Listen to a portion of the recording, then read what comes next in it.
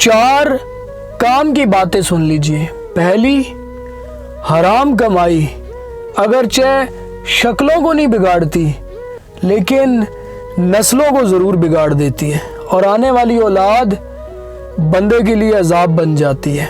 दूसरी बात, बिल्कुल मुश्किल नहीं है ज़िंदगी की सच्चाई को समझना।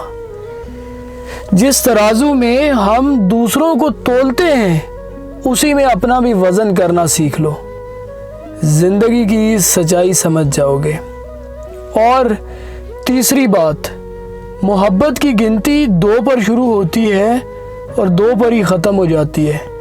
अगर एक कम हो जाए तो पाँव के नीचे से ज़मीन निकल जाती है और अगर एक ज़्यादा हो जाए तो दिल से भरोसा निकल जाता है।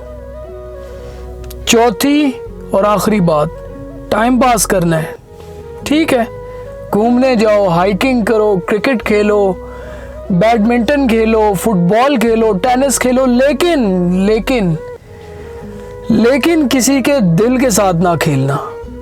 टाइम पास के लिए किसी की ज़िंदगी के साथ ना खेलना, क्योंकि इसके बाद आपका टाइम पास कभी नहीं हो पाएगा।